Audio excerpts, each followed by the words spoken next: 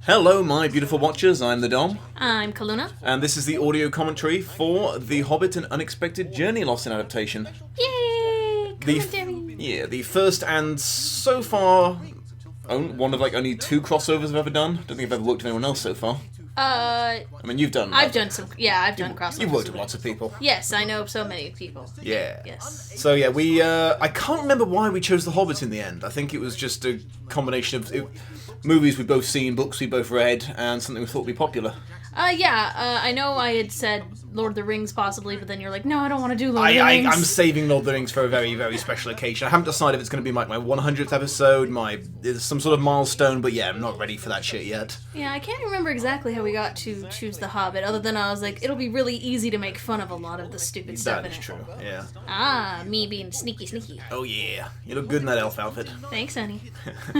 So, yeah, this was, funnily enough, every shot you see here that's just me in the hotel room I had to do so much work in editing to get it lit properly and not crooked, because I've been working with green screens for so long I completely forgot how to film anything else. I think it took just as long to do those incidental shots as it did the rest of the recording. Yeah, my camera, I bought this beautiful camera and then knocked it over and damaged it in the first week I had it, and so it's really hard to get it flat, and when you're filming green screen that doesn't matter at all, but when you're filming actually out in the real world, it's a fucking nightmare. Yep. So. The words epic yet whimsical summarize this book quite But yes, this was filmed at MagFest. Yep, in Washington, the coldest I've ever been in my fucking life. Until we went to Minnesota. Yes, well, yeah. Well, the thing about Washington is there's that cold wind that just bit every atom of your body. Yeah, if you've never been to MagFest, it takes place in this area called National Harbor, and the wind there is so unbearably cold, especially during January or February, whenever this took place. I can't remember. We had a really nice hotel room though. We thought we booked a regular one. We get there and it's got a living room, 3 bathrooms, 4 bedrooms, and a fucking jacuzzi And a kitchen. Yeah. Hi. We did that take so many times. You never once didn't not look at the camera. Really? Yeah. Oh, good. I don't remember. Yeah, it's just I guess it's just the way you were used to filming, is you always keep your eyes on the camera. But yeah.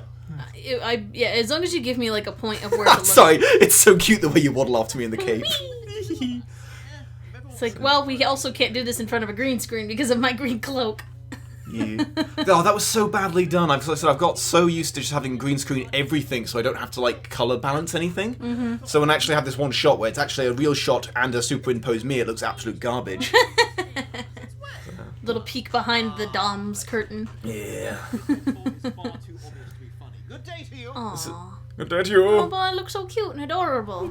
And then I try to murder you. This made Tiffany, the person who makes the gifts for my show, made some really good gifts out of this episode.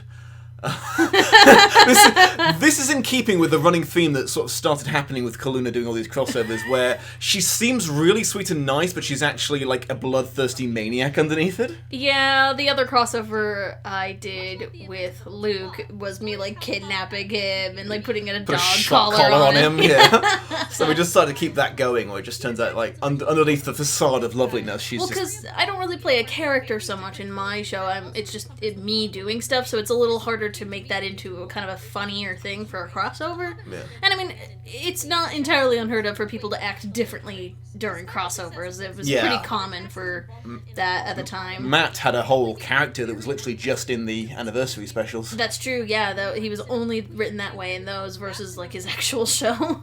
We should probably talk about this episode at some point. Yes! Okay, so what did we talk about in it again?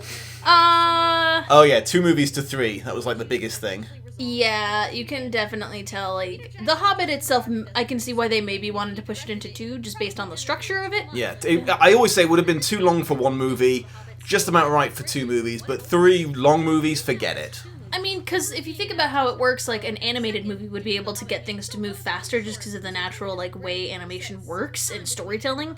But with actual, live action, it makes sense that they kind of need to split it up a bit. Such a pretty movie, though.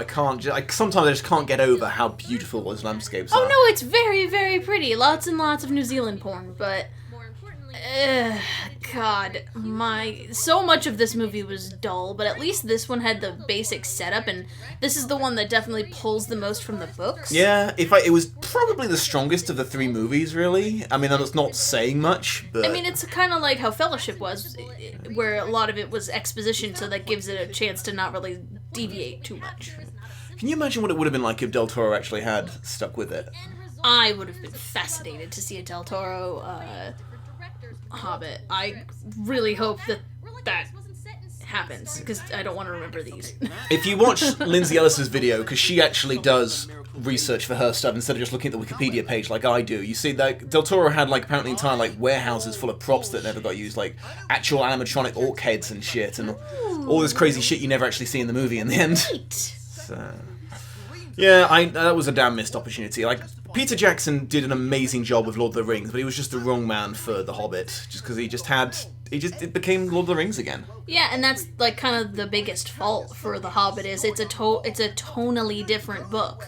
Like, The Hobbit was written and it didn't have a lot of these like key like when he first wrote it, the ring wasn't supposed to be the ring as we know it in Lord of the Rings. It was just a magical ring. Yeah, it's just a ring that makes you invisible. It's just the +1 ring of invisibility. But yeah. no, then when he wrote the sequel, it was like, actually, the entire world revolves around this thing. But it works in a sequel because he had, writing control of that. It's like, actually, this, what you thought was rather insignificant is actually, this really creepy thing that we need to, get rid of. And so it played up the whole, by pure chance, Bilbo interrupted this ring 1,000-year plan to get back to Sauron. Yeah. And, The Hobbit has a lot of interesting structural parts to it that makes it very, very different compared to The Lord of the Rings. Just because Tolkien was a person who studied a lot of Old English literature, like Beowulf, and a lot of The Hobbit actually does feel like Beowulf because it's just a lot of events happening one right after the other. Yeah. I love that little, simultaneous look towards the camera there. Dun, dun, dun. So, yeah. Gosh, so pretty. I mean, even those clearly CGI things are so well constructed. Yeah. No, yeah. This, I really wish they could have done more with the trolls. Yeah. You didn't need to do as much as they did, but it would have been nicer just to, they show them very briefly in the Fellowship, because it's the same trolls. Yeah. But, I don't know. I liked Martin Freeman as Bilbo. Yeah, like I said, this was one of the things that redeemed him for me after The Hitchhiker's Guide to the Galaxy. I mean, he did great in Sherlock, so that was a big thing, but seeing him here was like, okay, fine, we're cool. I like him as an actor. I've had no real issue with him. Because when I saw Hitchhikers, I didn't read the books. So the movie itself, if you've never read the books, is just okay. But I hated the British Office so much. It tortured me. Cringe humor I hate it so much. Why'd they... I love how the three dwarves that are, the hot young ones are all the ones with, the story, and everyone else is just fuck it. I can't remember who I watched this film with. It was a friend of mine, just literally, while we were in that scene, he turned to me and was like, is it just me, or do those two just have no prosthetics on them? They're just short, handsome guys. Everyone else is coming in with these giant foreheads, giant noses, and then Keely and Feely come in and she's like, hey, we're just dudes. They have hand and ear prosthetics to make them proportionally dwarves, but no, facial cosmetics other than that. No nose, chin, none of that. Yeah. So, we're just constantly talking about The Hobbit and not about the episode. I mean, there's not a lot really to say. It's we did the episode, we didn't like the movie. It was, people were asking us at the time if we were dating. Oh, yeah, because we set up I put out the blooper reel, and everyone got really upset. I was like, hey, are they dating? They got really good chemistry, and we had no real reason to hide it, but we just kind of thought it would be funny to not acknowledge it and see how long it takes people to figure out. Yeah, it's kind of funny to see how long it took people, and some people still don't really know. Yeah, but I mean, a few people just so were you dating before then, or did you get together during that movie? No, we were dating long before we did this episode. That's what makes it so funny. Galadriel. Oh, Kate Blanchett. I love you. Destroyer of Isengard. Asgard. Destroying Isengard would have been useful. Yep, 3 of the elf monarchy end up being villains in the Marvel universe at some point. Ooh, yeah. Oh, yeah, look at that research I did there. Definitely just didn't take all that off Wikipedia. That's crazy talk. You didn't look through that during your Lord of the Rings middle school phase? You didn't read the books and look into because half of the Return of the King is appendices. I know, because I was dyslexic, I didn't really come into my own reading-wise until later in life. But I got through most of the Silmarillion, but I wasn't not confused. I mean, that's a hard book to not be confused about, regardless. Like, apparently the entire universe was sang into existence, and then the gods had, like, a falling out. But yeah, it's very Old Testament, the whole thing. It's... Yeah. You know, I met the guy who played Radagast. Fuck, I forget his name. He's Sylvester McCoy. Sylvester McCoy, yeah. He was at Manchester Comic-Con, and he was talking about how he basically felt really upstaged by that fucking hedgehog. He hated that hedgehog, because he just had this little rubber toy, basically. And he didn't know that it was going to be it was CGI'd in, and he knew it was going to be different. He's just like, yeah, so I did all this work, and basically everyone just remembers that fucking hedgehog. I really liked Radagast, because he doesn't show... Like, they put him in the movie basically because, hey, we didn't have time to put him in Lord of the Rings where he does actually show up. Let's put him in here since we need to pad the films out. Yeah, no, he's a good character. I could have done without the sleigh and the rabbits, because that was just a bit too goofy, but... Yeah. Oh, and look, they have to explain Thorin's oaken shield. It's just his surname, guys. It just sounds good, guys. Like, that's how it worked in a lot of... Like, he takes a lot of the names for these characters from a lot of Norse myth. Yeah, there's no... I mean, I think in the Lord of the Rings appendices it does mention that he cut down an oaken branch to use, like, in his offhand in the battle of, like... It's like a tidbit, like a footnote at best. Yeah, but I don't think in the actual Hobbit thing it was just, like, his surname, wasn't it? I think so, yeah. I'm probably going to get a ton of corrections on that in the comments. It's been a while since I've read The Hobbit. Oh, yes. Oh, the super high-budget sketches there. Yes. Look at the camera again, jeez. Stop that. Sorry. But that was my that's my Terrence costume just turned inside out because it was blue, and Thorin just happened to have like a bright blue cloak in the book, so it worked out perfectly. I came with like very little props, so I was just looking around. So when I'm dressed as the shapeshifter later, I'm literally, it's just your fleece that I'm just wearing. Yeah, I think it's the same fleece that I was wearing in this scene. Yeah, so I was just like, I'm just gonna go through your suitcase and see if there's anything I can wear to look like this guy. He just happened to have this big woolly looking thing. I was like, score! I don't know why you made me be the friggin' old man dwarf when I don't sound old man or funny. Dwarf at all. The short answer is it was funny. Yeah, so... I liked the stuff with the Goblin King. Like it was very Pirates of the Caribbean. I just felt... Yeah, but that felt more in the spirit of the actual book than it did anything else. Like, that is the closest to the tone that the book gets, because it doesn't take itself super seriously. Yeah. Oh, there it is. Oh, look at those sexy man boobs you can just about see.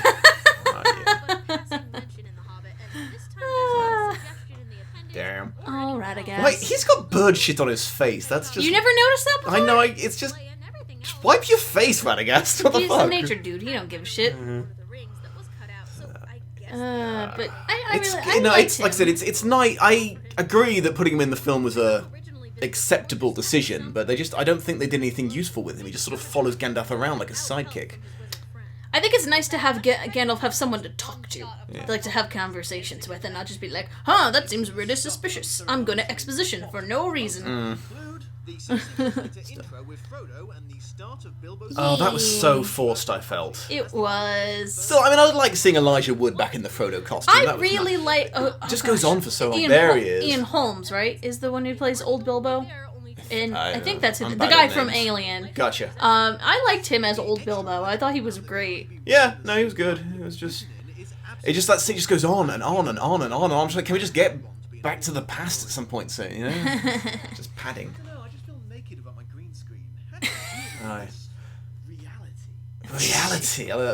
Whose idea was it for me to try and poke your boob? Because I'm hoping... You! It was you! I was afraid of that, yeah. We had so many comments on that were like, oh my god, what the fuck? Why did you do that? That was... Yeah, I should have thought that through, really. Because we were dating, I was like... it seemed harmless enough, but then looking back, it's like, yeah, that's kind of a dodgy... A little. Yeah. Yeah, like it works when it's just the two of us, but whatever. Ah, well. So, sorry, I'll probably shouldn't have written that joke in.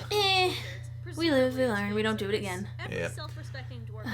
Gosh, look at the difference in the coloring between all these different films. Yeah, well, Lord of the Rings, you forget because it's aged so well, but it's really fucking old now. It's like almost 20 years old. But it looks kind of better. It does. But you just occasionally you see things like the grainy filter on it. Like you can see where the lighting's like affecting everything on this. It's like, look, it's sunset and or dawn. Yeah. Can't remember which one. They do like tones of gold in this movie quite a lot.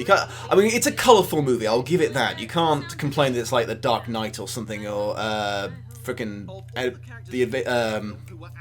Batman versus Superman or something where there's no color palette in. They were like, no, we're going to give you all the colors in here. We're not going to give you any fucking story. But...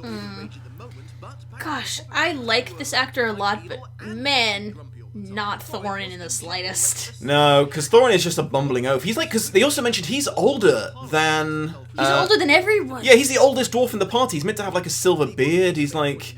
He's a goofy, bumbling character, and they're just like, no, he's gonna have a smolder.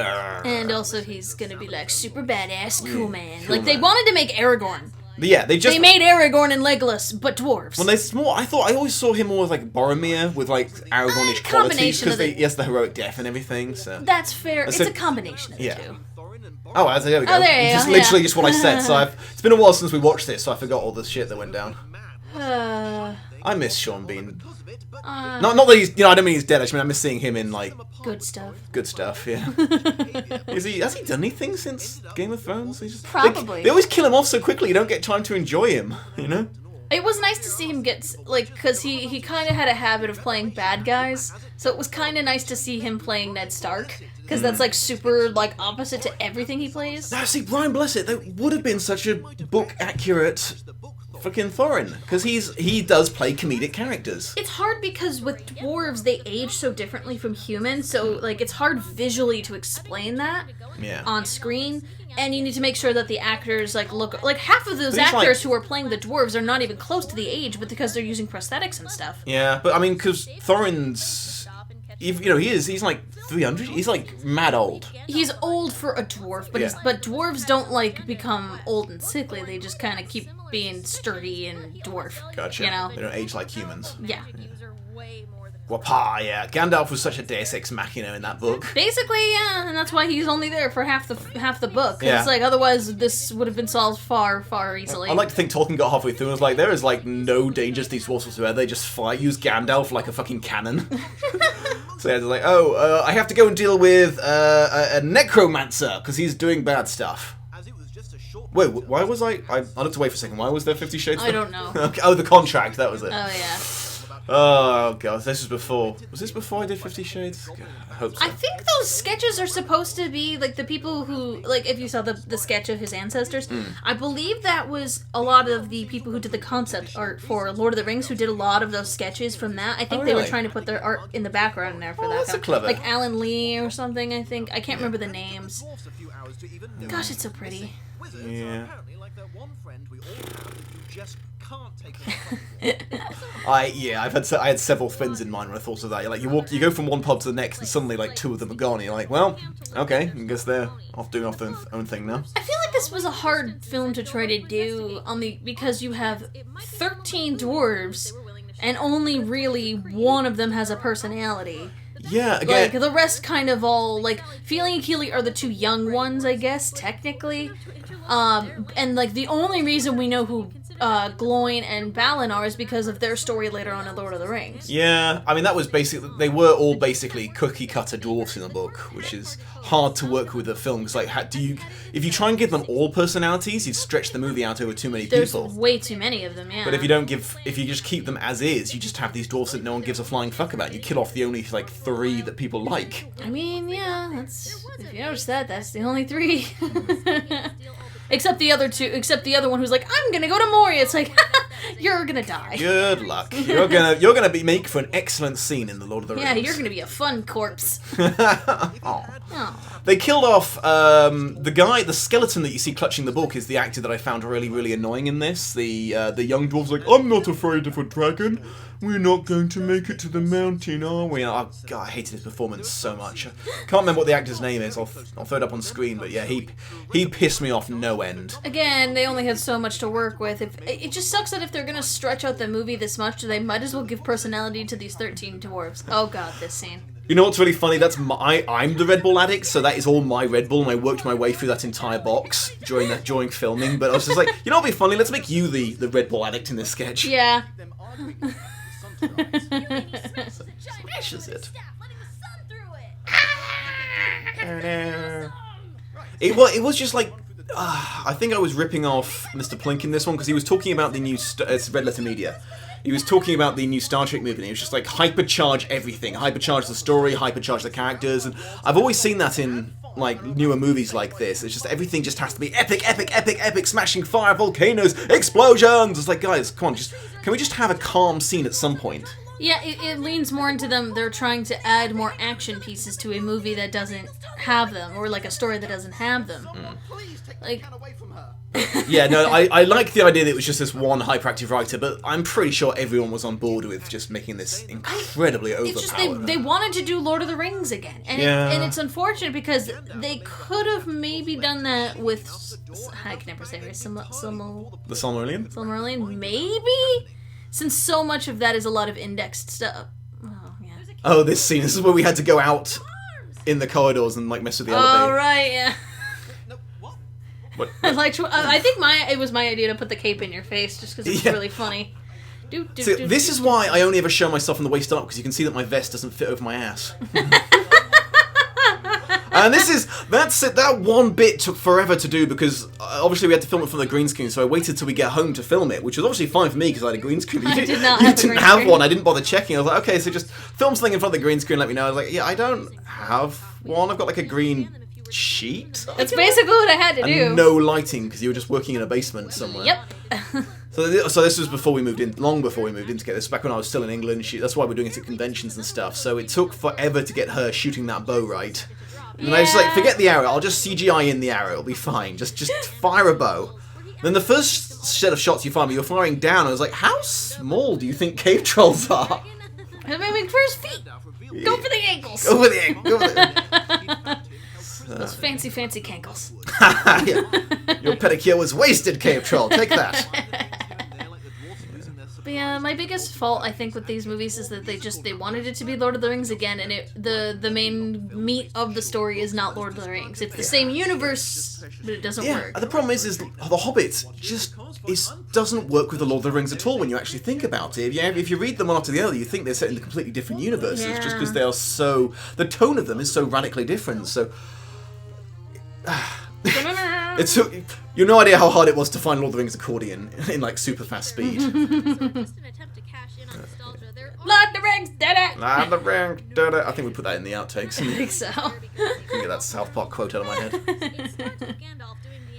Yeah, there's so much callback. Unnecessary callback. It's so groan-worthy. Oh, here's the fucking moon letters I fucked up on. It's because moon letters were in fact in the book. I just... must have just missed that bit, so that was the one or two mistakes I made so far, because the other one was saying that Smaug doesn't call Bilbo out on being a battle rider in the next one, but, you know, I always fuck up on something, so this seemed fairly innocuous. Yeah, Gway here, I believe is his name. Oh yeah, I love that in the book, the eagles were just, literally, it cuts to the eagle's perspective, and he's just like, hello, what's going on, what's all this racket? I'm gonna go check it out. Ah, a bunch of dwarves fighting, okay, let's go pick them up, come on guys. So yeah, literally nothing, no reason for them to be saved by the eagles other than the eagles. The king of the eagles was just passing by and was just like, oh, okay. Hey, let's pick him up. Yeah. Yay. I didn't realize that the swords were on the wall. Oh yeah, he's got a bunch of shit. He's got like a whole bunch of like orcish swords and like elven swords. It's probably a lot of the winnings he took back from the mountain. Yeah. Because they gave him a good chunk of change after that, including the mithril shirt. Yeah, no, he had enough to like buy out half the Shire, but he was just like, eh. God, they just don't look appropriate. Oh, there he is. Oh, Thranduil, you make the other movies at least slightly more tolerable for 5 minutes. for a character that was basically just a happy-go-lucky fairy king, they did an interesting job changing. Well, they had barely anything to work with, and that's one of the few times where I at least enjoyed what they added. Like, everything else was in addition to, like, previous story, whereas Thranduil was a complete, like... They weren't really pulling too much for him. Like, they were sort of connecting it to Legolas, but not really? You know, that again, this scene took forever because it's really hard to just laugh on command. You're like, yeah, no, I'm bad at this. It's also because we had lines afterwards and we kept forgetting them. Oh, God, I would give Calluna like a paragraph of stuff to say and then one thing for me to say and I would fuck it up. I felt terrible. And then the one time I fucked up, you were like, ah! Oh, right, when we had this bit where I was dating Terrence. Oh, yeah, that was... I was like, it's really hard to decide how to deal with this in continuity now, because It's like, so are we dating in the reviewerverse now? I like how you, in a half an hour span, you go from, oh, you've kidnapped me, hey, let's date. Yeah, you're just that good. I guess so. Either that or it's Stockholm Syndrome. So yeah, this was the audio comedy. Sorry, we didn't really talk about the episode, like, at all. We were basically just talking about the movie, but... I mean, yeah, well, like, there was only so much to talk about, but... Yeah, so, thanks for joining us, everyone, and... We'll see you in the next See you one. in the next one.